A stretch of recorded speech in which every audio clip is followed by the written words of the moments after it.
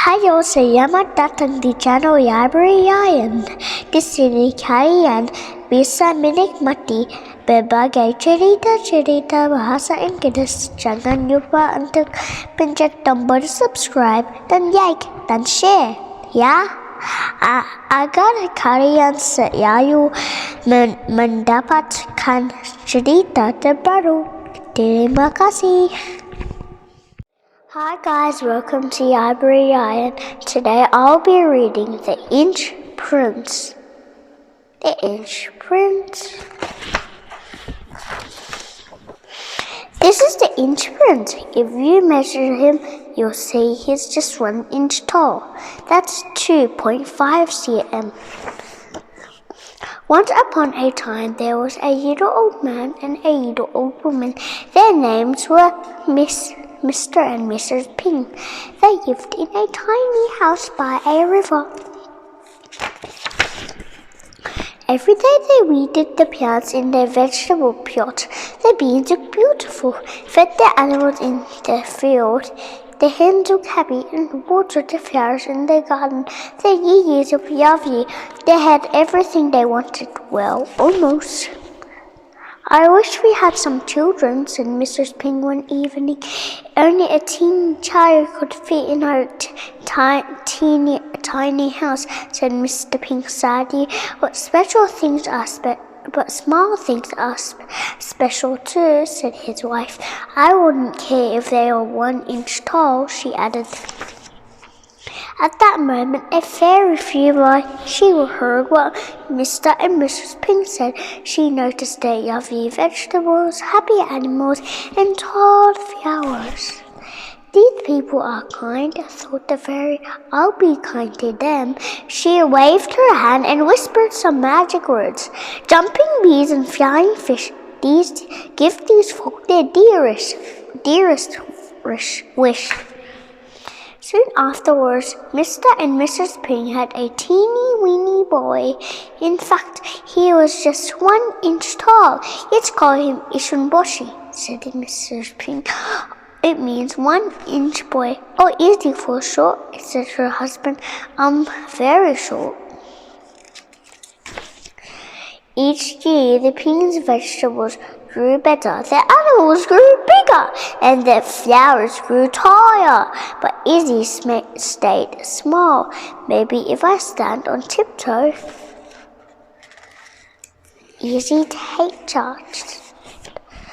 Izzy was tiny. He had a bottle top for a bathtub. He had a shoelace for a scarf. He had a pea for a ball. Go! He had a button for a dinner plate, and he had a matchbox. And he had a matchbox for a bed. Zzz. Many years later, it was time for Izzy to leave home.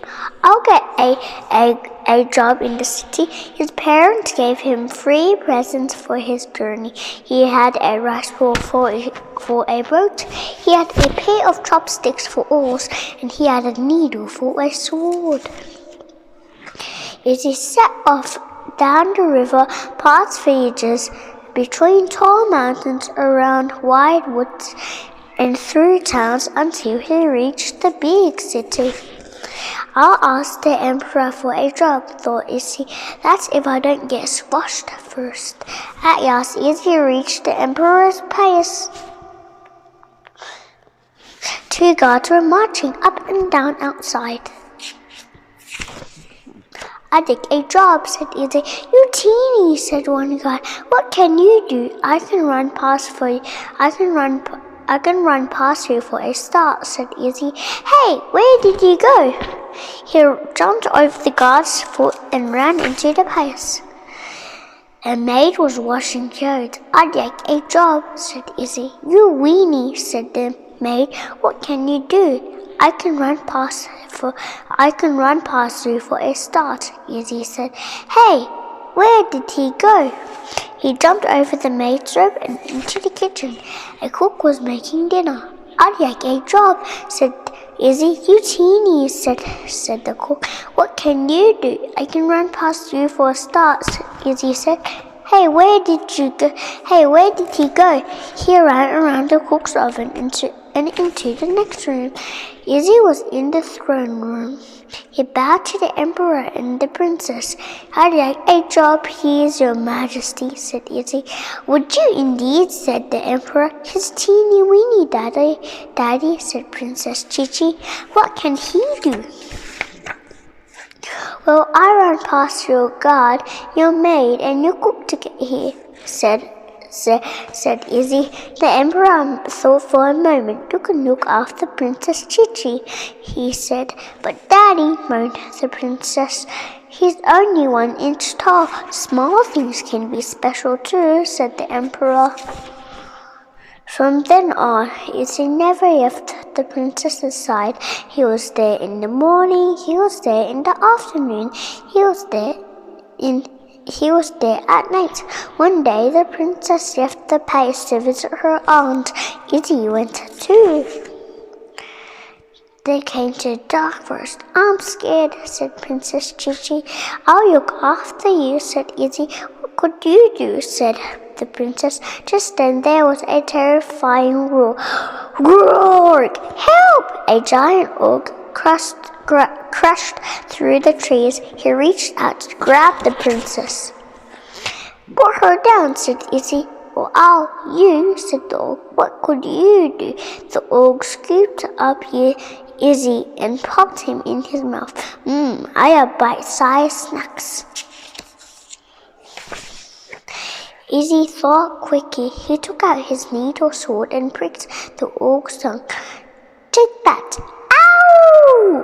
The ogre spat Izzy and ran off. "That will teach him." "Thank you, Izzy." "Look," said Izzy. The ogre left his hammer behind. The prince tried to pick it up, but it was too heavy. "Ooh, it looks heavier than it looks. I was sure you were bigger, Izzy," she said. "Then maybe you could lift it." A cloud of magical stars shot out of the hammer and swept around Izzy. Izzy felt himself changing. He grew bigger and bigger and bigger. In seconds, he was as big as the princess. "I'm as tall as you," said Izzy. "The hammer granted your wish." The princess fell in love with Izzy, but not because he was tall. She loved him because he was brave. They got married and lived in a house next to the palace.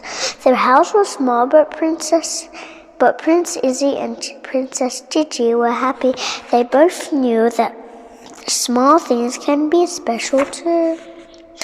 Bye, thanks for watching. Please remember to like and subscribe and go to my channel to see more videos. Bye!